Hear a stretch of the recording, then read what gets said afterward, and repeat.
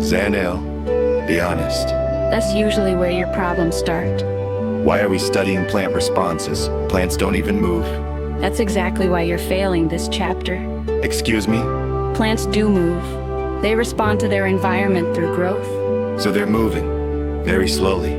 Exactly, slower than you waking up for school. Okay, smart person, what controls plant growth? Plant hormones. Plants have hormones. Yes, hormones are chemical messengers that control growth and responses. So plants are basically sending messages to themselves. Exactly. The most important hormone is auxin. Ah yes, the celebrity of this chapter. Auxins stimulate growth by causing cells to elongate or stretch. So auxins are the gym trainers of the plant world. That's actually not a bad comparison. Then we have gibberellins. Sounds like a football player's surname. Gibberellins promote growth and stimulate seed germination. So they're alarm clocks. Exactly. Wake up, little seed. You've got a future. Finally, there's abscisic acid. Let me guess, another growth hormone. It inhibits growth and promotes dormancy. So it's basically saying, Do not disturb. that's one way to remember it. Phototropism, Why is my mom's plant always leaning toward the window? that's phototropism. The famous word that sounds expensive. It means growth in response to light. So the plant is chasing sunlight. Exactly, plants need sunlight for photosynthesis. How does the bending happen? When light shines from one side, auxins move to the shaded side of the stem, Why are they always moving around? because that's their job. Fair enough. The cells on the shaded side elongate more than the cells on the bright side. One side grows faster, Correct. which causes the stem to bend toward the light. Exactly. Plants really said, take me to the sunlight immediately. Graiotropism. What about roots? Roots respond to gravity. Gravity is everybody's boss. That's geotropism. Growth in response to gravity. Why do roots grow downward? Because they need water and minerals from the soil. Makes sense. When a root is placed horizontally, auxins accumulate on the lower side. Again with the auxins.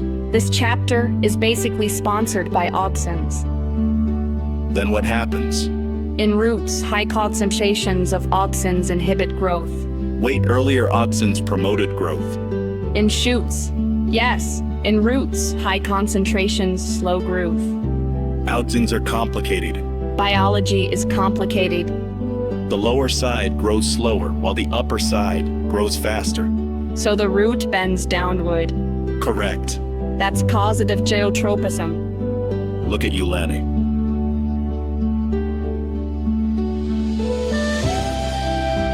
Why are farmers always fighting weeds? Because weeds compete with crops for water, nutrients, sunlight, and space. So weeds are basically the school bullies of the plant world. Pretty much. How do farmers get rid of them? By using herbicides. Scientists would probably use different words. Plant defenses. Plants can't run away from danger. Correct. So what happens when a goat decides it's lunchtime? Ants use physical and chemical defenses. Such as, Thorns, spines, and chemicals that discourage animals from eating them.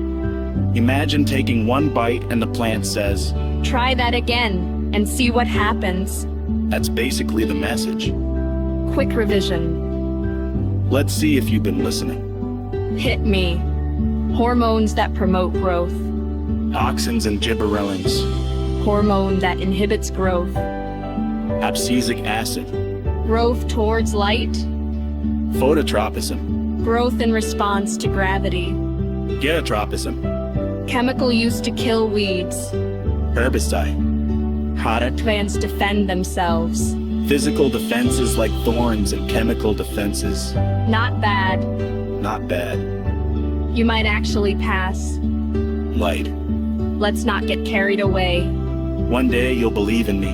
One day you'll study before the night before the test. Fair point.